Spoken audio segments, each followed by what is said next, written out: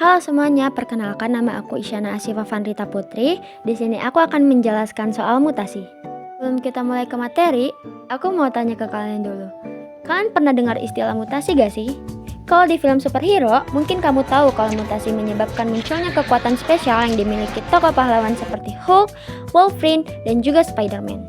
Walaupun cerita tersebut merupakan cerita fiksi, namun tidak sepenuhnya mutasi itu juga hanya cerita fiktif ya. Dalam ilmu biologi, mutasi benar-benar terjadi loh pada makhluk hidup. Tapi bukan berarti kalian tiba-tiba bisa terbang seperti superhero atau mengeluarkan laser dari mata kalian. Seperti apa sih mutasi itu? Ayo kita bahas bareng-bareng. Perlu kita ketahui, mutasi adalah perubahan yang terjadi pada bahan genetik di tingkat gen dan kromosom. Proses terjadinya mutasi bisa disebut sebagai mutagenesis. Penyebab mutasi bisa dibagi menjadi dua macam, yaitu mutasi alami dan mutasi buatan. Perlu kita ketahui perbedaan antara mutasi alami dan mutasi buatan. Mutasi alami yang terjadi secara alami tanpa campur tangan manusia, seperti sinar ultraviolet matahari yang menyebabkan kanker.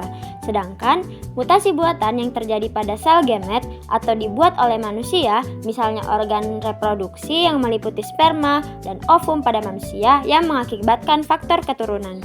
Oh iya, mutasi ini bisa mempengaruhi gen dan kromosom loh. Ayo kita bahas lebih dalam. Mutasi gen adalah berubahnya materi genetik pada tingkat gen. Materi ini bisa berubah karena adanya perubahan urutan basa nitrogen di rantai DNA. Yang kayak gini, protein yang dihasilkan akan ikut berubah, maka sifat tampak dari suatu organisme akan ikut berubah.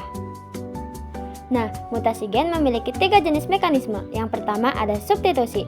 Substitusi adalah pergantian suatu pasang basa nitrogen dengan pasangan lainnya. Substitusi yang terjadi pada gen bisa terjadi pada basa nitrogen sejenisnya, atau biasa kita sebut sebagai transisi atau transversi. Apa sih perbedaan dari transisi dan transversi?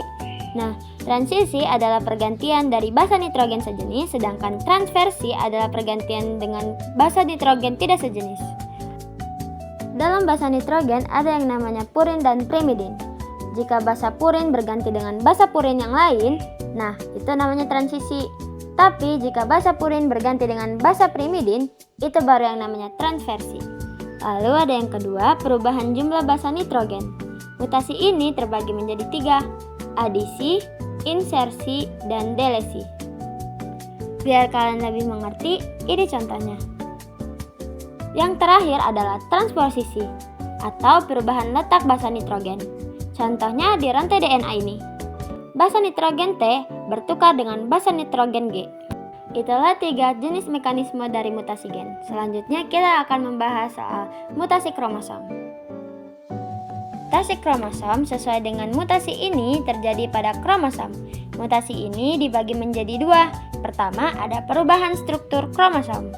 Perubahan ini terjadi karena adanya delesi, duplikasi, inversi, dan translokasi. Delesi adalah hilangnya sebagian segmen kromosom, sedangkan duplikasi menjadi sebaliknya. Duplikasi adalah bertambahnya atau pergandaan segmen kromosom yang sudah ada.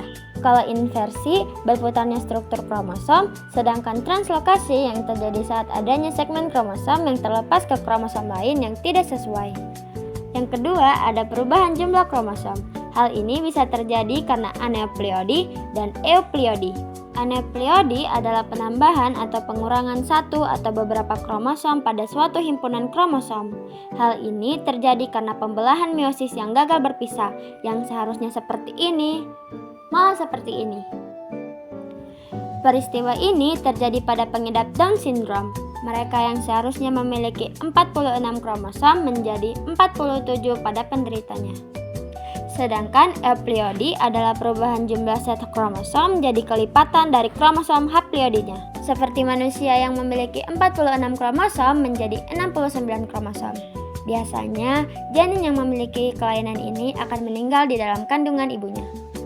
Nah, dari tadi kan kita selalu ngebahas soal sisi buruk dari mutasi. Sebenarnya mutasi juga memiliki banyak banget keuntungan. Salah satunya sebagai terapi pengobatan kanker.